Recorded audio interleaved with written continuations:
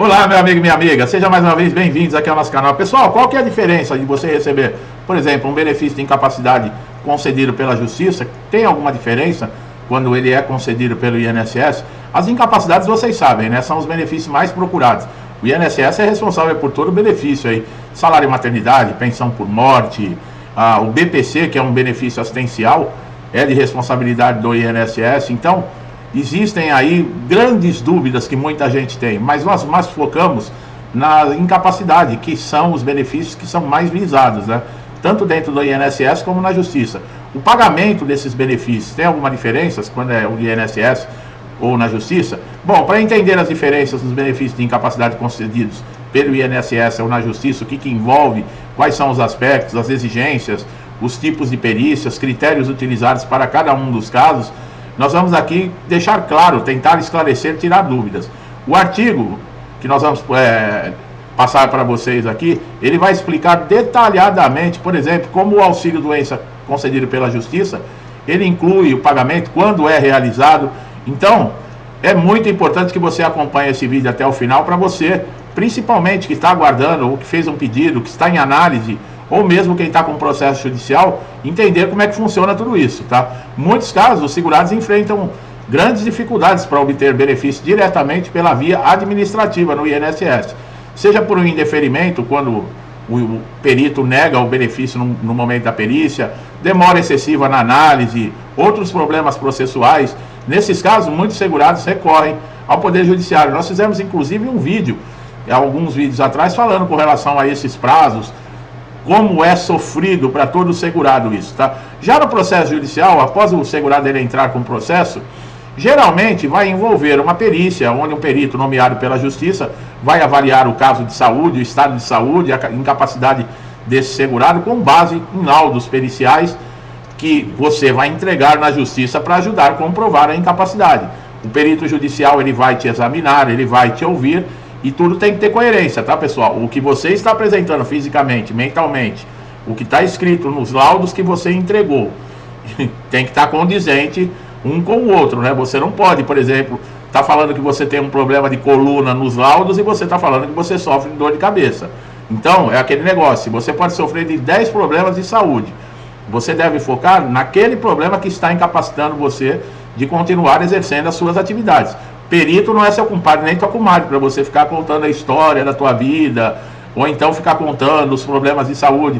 Nós sabemos como funciona. Eu também sou assim, pessoal. Às vezes a gente fala um pouquinho demais, né? Já está no nosso DNA de brasileiro isso, né? Se o juiz entender que o segurado ele tem direito ao auxílio-doença, ele vai proferir uma sentença favorável, determinando que o INSS pague esse benefício. O pagamento é mensal a partir da data da decisão judicial e existem valores retroativos devidos desde a data em que o segurado deveria ter começado a receber o benefício, né? Dependendo aí do tempo que demorou para ser feito e o tempo do processo, isso pode gerar um bom dinheiro. Esses prazos de recebimento de sentença após o processo, ele tem que ser cumprido, tá? A começar a efetuar esses pagamentos, o INSS tem 30 dias para fazer a implantação, tá? Só que esse prazo ele pode ser prorrogado caso o INSS justifique que não teve condições. Agora, o processo termina mesmo, pessoal, porque muitas vezes você tem lá a causa favorável a você, mas ainda existem recursos. O processo vai terminar quando tiver o trânsito em julgado, tá?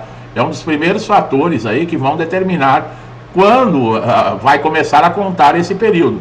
Trânsito em julgado é quando se encerrou a ação, se encerrou todos os recursos. Não existe mais possibilidade de se mudar a sentença. Ela é definitiva. Isso já não ocorre quando é lá dentro do INSS, né? Dentro do INSS você pode entrar com recurso administrativo, mas geralmente os recursos administrativos eles não mudam a decisão aí que foi tomada no perito. Já na Justiça existem as instâncias superiores. Muita gente reclama, mas o INSS sempre recorre. Só que se caso você perde a ação, não se esqueça que você, como segurado, também tem direito a recorrer, tá? Então é aquilo, né? Serve para as duas partes. Em muitos casos, o segurado, por estar em situação de vulnerabilidade financeira ou de saúde, ele solicita aí, por meio de um advogado, uma tutela antecipada. Também é conhecida como uma liminar, né? Essa tutela antecipada é uma decisão provisória do juiz que antecipa o pagamento do benefício antes do trânsito em julgado. Mas isso é aquilo, né? Ela só vai ser concedida no caso de vulnerabilidade, no caso aí de colocar em risco a subsistência desse segurado, da sua família. Essa tutela antecipada, o INSS deve começar a pagar no máximo em 30 dias depois da intimação. Isso é uma das vantagens significativas, né? Que o segurado na justiça, muitas vezes, né, depende da convicção do juiz, ele não vai precisar ficar esperando o término final da sentença para poder receber. Após a decisão judicial, o INSS vai receber a intimação da justiça e tem 60 dias no caso aí para começar a efetuar os pagamentos retroativos, tá? Esses pagamentos até 60 salários mínimos, eles podem ser em requisição de pequenos valores, que são mais conhecidas como RPVs. Curiosidade, pessoal, essas requisições de pequenos valores, elas são pagas em até 60 dias. Quando ultrapassa esses 60 salários mínimos, eles são pagos em precatórios. Os precatórios são títulos do governo, demora. O governo libera isso uma vez por ano. Então você pode demorar um ano e meio para receber. Agora tem uma curiosidade. Se caso ultrapassar de 60 salários mínimos e você for para precatório e ter que esperar 2 anos e a sua necessidade para esse dinheiro é agora, você pode abrir mão do excedente desses 60 salários mínimos. Você chegar para o juiz e falar, não, eu abro mão do que ultrapassou o limite aí de 60 salários mínimos para receber em RPVs. Aí, em vez de você ficar esperando os precatórios 2 anos, você recebe em 60 dias. Muitas vezes são valores irrisórios, 5 mil, 3 mil, 4 mil reais que ultrapassou. Então isso não vale a pena por causa de um valor desse, você ficar aguardando 2 anos, se você poderia ter, abrindo mão dessa quantia, em 60 dias o dinheiro está na sua mão. Essa é uma informação que você não encontra muita gente falando, tá? Quem sabe bastante disso são os advogados que estão lá atendendo casos de previdência, tá?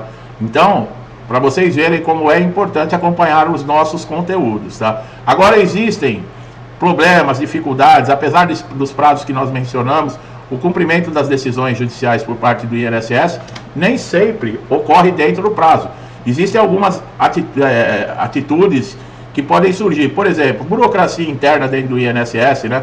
Como órgão público, ele pode enfrentar problemas burocráticos que atrasam o cumprimento das decisões judiciais. Os recursos, né? Mesmo com uma decisão favorável ao segurado, o INSS ele pode recorrer da sentença, o que prolonga o processo.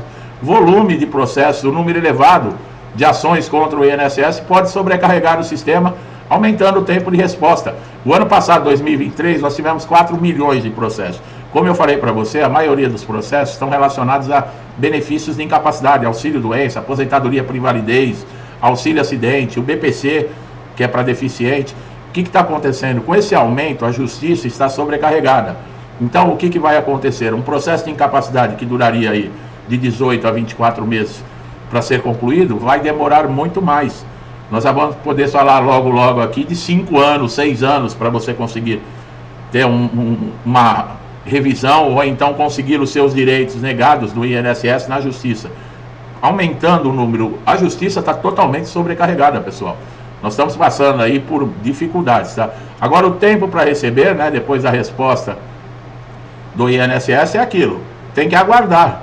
Tem que aguardar o trânsito em julgado, ou ter a concessão da tutela, esperar o INSS cumprir a decisão judicial. Se tiver recursos, vai atrasar. Em geral, essas decisões são complicadas, tá? O segurado pode começar a receber o benefício em 30, 60 dias, mas também pode complicar, tá?